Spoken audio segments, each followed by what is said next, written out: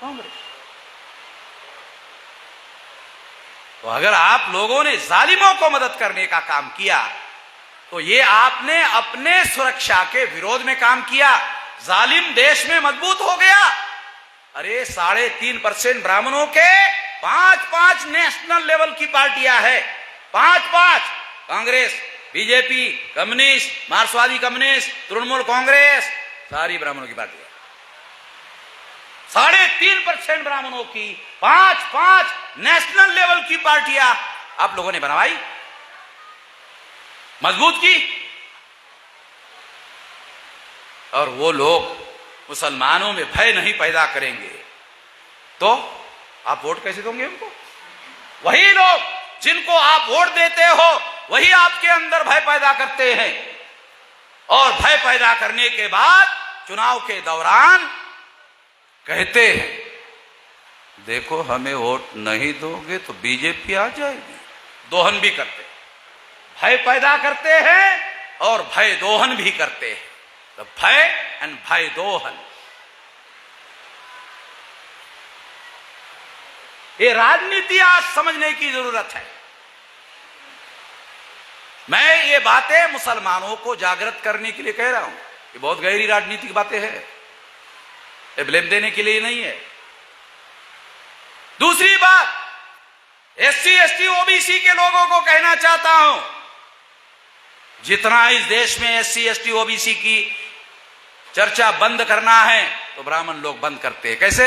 Daily Hindu मुसलमान, हिंदू मुसलमान, हिंदू मुसलमान, हिंदू मुसलमान, हिंदू मुसलमान, डेली चर्चा होगी। एससी एसटी ओबीसी की सारी समस्या का समाधान हो गया, हो गया। कोई एससी एसटी ओबीसी का मेंबर पार्लियामेंट जो बीजेपी में मेंबर पार्लियामेंट है, कभी एससी एसटी ओबीसी का मुद्दा पार्लियामेंट में उठाता है? सुना आप लोगों ने कभी? कोई एससी एसटी ओबीसी का आदमी पार्लियामेंट में एससी एसटी ओबीसी का मामला नहीं उठाता, पार्टी के मंच पर भी नहीं उठाता। यदि किसी मेंबर पार्लियामेंट ने बीजेपी के मंच पर मामला उठाया तो उसको कहा जाता है तुम एससी एसटी ओबीसी नहीं हो। तो वो तक कौन है? हिंदू हो भाई। आपको मालूम होना चाहिए, आप इधर आने के पहले एससी एसटी ओबीसी थे, इधर आने के बाद अब तुम हिंदू हो गए हो। कोई बात अगर करनी है कर सकते हो, हिंदू की करो, और हिंदू की करना है तो फिर मुसलमान का विरोध करना ही पड़ेगा। समझ रहा? इस्तेमाल समझ रहा है? मुझे नहीं लगता कोई मुसलमानों को यह बात समझा सकता है, ना एससी एसटी ओबीसी को कोई समझा सकता है। मैं ये बातें समझा रहा हूं। कुछ लोग मुझे सलाह देते हैं, मेश्राम जी आप इतनी ऊंचे दर्जे की बातें समझाते हो, किसी को समझ में नहीं आती है।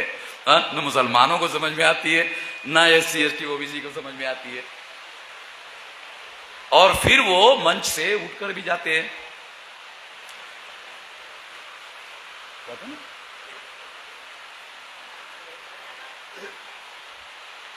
जब संकट होता है तो मैं ही मैदान में रहता, उठता नहीं हूं, फिर मैदान में रहता हूं मैं लड़ने के लिए मुसलमानों के फेवर में। जब संकट आता है ना मुसलमानों के लिए तो मैं रहता हूं मैदान में, फिर मैं उठ के नहीं जाता। मैं इसलिए आप लोगों को ये बता रहा हूं, ये बातें हम लोगों को समझनी है कि एससी एसटी ओबीसी के लोग हिंदू नहीं है।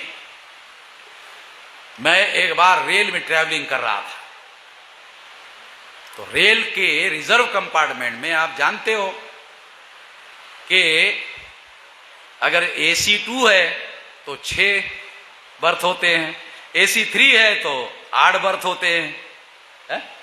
तो AC 3 की बात थी, तो 6 लोग जो है 8 लोग वो थे कंपार्टमेंट में, एक ही ब्राह्मण था, वो अकेला ही चर्चा कर रहा था। बाकी एससी एसटी ओबीसी के लोग वो तो हजारों साल से सारे प्रवचन सुन रहे, उनका काम सुनने का है। वो अकेला ही ब्राह्मण बोल रहा था, अकेला ही। उसने देखा ये आदमी इस चर्चा में शामिल नहीं है। मैं उधर था, ये आदमी इस चर्चा में शामिल नहीं है। तो उसने मुझे कहा कि भाई साहब इतनी हिंदू मुसलमान की चर्चा चल रही है, आप इसमें शामिल नहीं है। तो मैंने पंडित जी को कहा, पंडित जी मुझे शामिल करवाना चाहते हो? क्या देखना, 2 बार सोच लेना, हाँ बाद में फिर नहीं बोलना। बाद में नहीं बोलना, हाँ बोलो दोबारा सोचो, कने आप शामिल हो गया? आप शामिल हो गए। हाँ पंडित जी आप तो पंडित हो। अब मेरा छोटा सवाल है, आप हिंदू धर्म के धर्म ग्रंथों के नाम बताइए। छोटा सवाल, बड़ा सवाल आपको नहीं पूछता, बहुत छोटा सवाल। तो उसने कहा वेद, श्रुति, स्मृति, पुराण, रामायण, महाभारत, गीता। मैंने कहा पंडित जी ये ब्राह्मण धर्म के धर्म ग्रंथ है, हिंदू धर्म के पूछा, आपने ठीक से सवाल सुना नहीं, आपने मेरा सवाल नहीं सुना ठीक से। मैंने कहा हिंदू धर्म के धर्म ग्रंथ बताओ, आपने ब्राह्मण धर्म के बता दिया। मैं आपको हिंदू धर्म के पूछ रहा हूं, आपने ब्राह्मण धर्म के धर्म ग्रंथ, ये ही हिंदू धर्म के धर्म ग्रंथ है बताया। तो क्या कहता है? हिंदू धर्म ब्राह्मण धर्म एक ही है। क्या कहता है पंडित? हिंदू धर्म और ब्राह्मण धर्म एक ही है। अच्छा एक ही है? यदि एक है तो ब्राह्मण धर्म के नाम पर इसका प्रचार क्यों नहीं करते हो? हिंदू शब्द का और हिंदू के नाम पर प्रचार क्यों करते हो? कहा क्यों? ये तो मुसलमान की दी हुई गाली है। कहा है? दयानंद सरस्वती ने कहा, सत्यार्थ प्रकाश में लिखा हुआ है। आप तो इतना तो जानता ही है।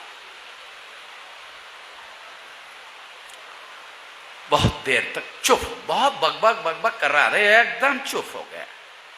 ये आदमी ने साला पकड़ लिया हमको, ऐसा गले में हाथ नहीं डाला मगर पकड़ लिया। अभी क्या करे क्या करे, इतने में गाड़ी रुक गई। तो झोला था उसके पास, झोला उठाया और कहा कि मुझे अभी उतरना है, एक काम याद आ गया। मैंने कहा आप तो कह रहे थे 2 घंटे के बाद आपका स्टेशन है। नहीं मुझे एक काम याद आ गया है इसलिए मैं उतर रहा। तो उसके उतरने के बाद जो SC ST OBC के थे ना, मैंने कहा तुम हाँ हाँ कर रहे थे ना, हाँ हाँ हाँ हाँ कर रहे थे, सैनी जी समझ रहे क्या?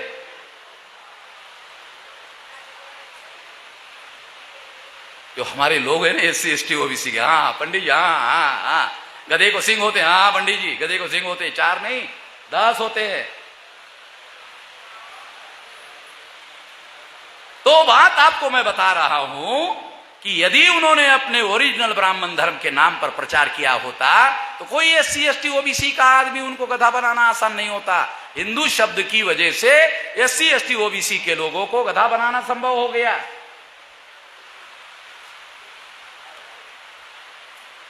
कोई SC ST OBC हिंदू नहीं है। एक बात और, मुसलमान कभी SC ST OBC को हिंदू ना कहे। यदि मुसलमान SC ST OBC को हिंदू कहेगा वो अपना संकट बढ़ाएगा। SC ST OBC की मदद तो करेगा ही नहीं। मदद करना चाहिए, मजलूम की मदद करने का आदेश है, फर्ज है, मदद करना चाहिए। अगर मजलूम संकट में फंसा है मदद करो, निकालो उसमें से। मदद तो नहीं होगी, मगर जब आप उसको SC ST OBC को हिंदू कहोगे तो 3.5% ब्राह्मण 74% हो जाएगा, बहुसंख्यक हो जाएगा।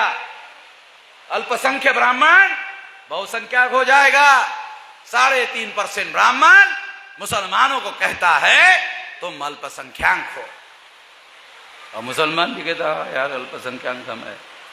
मुसलमानों को यह पता ही नहीं है। क्या पता नहीं है कि जो ब्राह्मण 15% मुसलमानों को अल्पसंख्यक कह रहा है उसकी संख्या 3.5% है। साला 3.5% वाला 15% मुसलमानों को अल्पसंख्यक कैसे कह रहा है? सैनी जी वकील हो ना, ये गणित जरा ध्यान रखना, ये कहीं किसी किताब में नहीं मिलेगा, इधर है।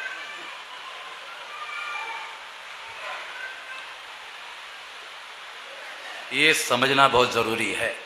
मुसलमानों को जितना ज्यादा एससी एसटी ओबीसी के लोगों को हिंदू कहोगे उतना ज्यादा ब्राह्मण मजबूत होगा, जितना ज्यादा ब्राह्मण मजबूत होगा